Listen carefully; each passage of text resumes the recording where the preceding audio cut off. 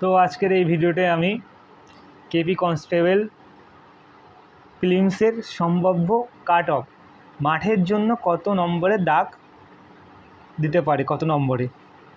তো আগেদের বলে দিই, এই কেপি কনস্টেবলে প্রচুর ছেলেপেলে ডাব্লিউবিতে জয়েনিং করবে এবং এই কেপি কনস্টেবল রিক্রুটমেন্টটা একটু কম্পিটিশান একটু কম হবে এবং এর প্রশ্নের মান এবার খুবই সুন্দর করেছে।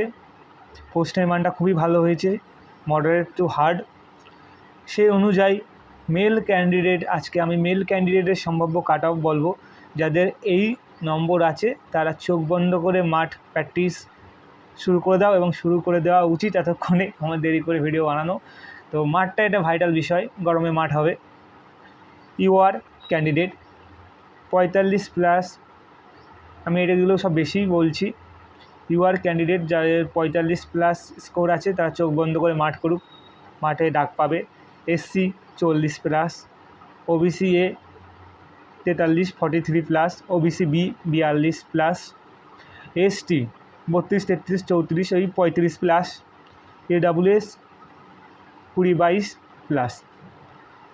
আগেরবারের থেকে কাট অফ খুব কম হবে, আগেরবারের ভ্যাকান্সি ডবল ভ্যাকান্সি এবার, এবং আগেরবারের কোশ্চেনের ডবলের থেকেও কঠিন এবারে কোশ্চেন হয়েছে। আগেরবারের প্রিলিমসের কোশ্চেন যারা প্রিলিমস দিয়েছিল তারা জানে যে কেমন সোজা কোশ্চেন হয়েছিল, কিন্তু এবারে তা না।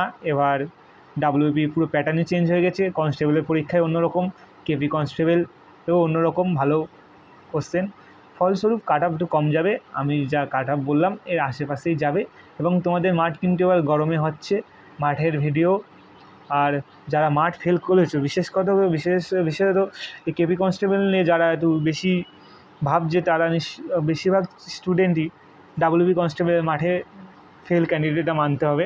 কারণ যারা ডাব্লিউবিতে আছে ইন্টারভিউ দেওয়া, তারা তো কেপি কনস্টেবল অত ভাবছে না, ভালো নম্বর যাদের আছে তাদের আমি কেন মাঠ ফেল করেছে এবং কীভাবে মাঠ পাস করবে, প্রথম first man, second man, third man হবে, কী কী ডিসিপ্লিন মেনে চলতে হবে তার ভিডিও বানিয়েছি, ডায়েটের ভিডিও বানিয়ে দিয়েছি। আজকে কাট অফ দিয়ে দিলাম। এবং আমি আমার ইউটিউব চ্যানেলে খুঁজলে এক সপ্তাহের মধ্যে কেমনভাবে রানিং করতে হয়, অর্থাৎ রানিংয়ের যে প্র্যাকটিস, শর্ট না লং দৌড়ানোর পর কী করে শর্ট দৌড়াতে হয়, কীভাবে পায়ের স্টেপ ফেলতে হয়, এই সব আমি বানিয়ে দিয়েছি আমার চ্যানেলে।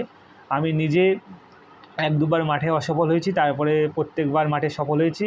ফলে যারা আসছে তারা যেন এই মাঠে প্রথম রিক্রুটমেন্টেই চাকরি পেয়ে যায়, এটা আমি আশা করি। সেই জন্য আমার যেটুকুনি অভিজ্ঞতা আমি শেয়ার করছি, আর কিছু না। আমার একটাই উদ্দেশ্য, আমার যে সময়টা নষ্ট হয়েছে ছেলেপেলেদের যেন আমার পরবর্তী যারা আসছে তাদের যেন সময়টা নষ্ট হয় না, তারা সঠিক যে জিনিস সেটা জানতে পারে। তো কাট অফ নিয়ে বেশি চিন্তা করা লাগবে না। যারা 40-42 যারা 45+ করেছে যেসব ক্যান্ডিডেট, তারা মাঠে ডাক পাচ্ছে, কারণ মাঠে এবার কম কাট অফে ডাকবে।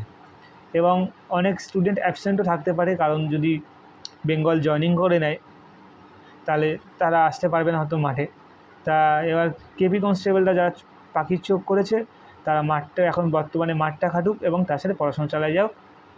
তাই ভিডিওটা দেখার জন্য সকলকে ধন্যবাদ। খুবই অল্প সময়ে তোমাদের কাট অফ আমি বলে দিলাম, এবং আমার চ্যানেলে গেলে তোমরা পেয়ে যাবে কীভাবে দৌড়াতে হয়। বিশেষত এখন তোমাদের মাথায় রাখতে হবে মাঠ না পাস করলে কিন্তু মেন্সে বসতে পারবে না।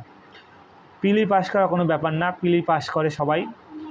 মাঠ পাস করার পর যারা করে তারাই সিরিয়াস ক্যান্ডিডেট। মাঠ পাস করার পর থেকেই খেলা শুরু হয়, মাঠই হলো আসল জিনিস। মাঠ পাস হবে, এবার গরমে মাঠ হবে, তোমার ঠিক নেই কখন পড়তে পারে, 2-2-2:30টার সময় ফেলতে পারে।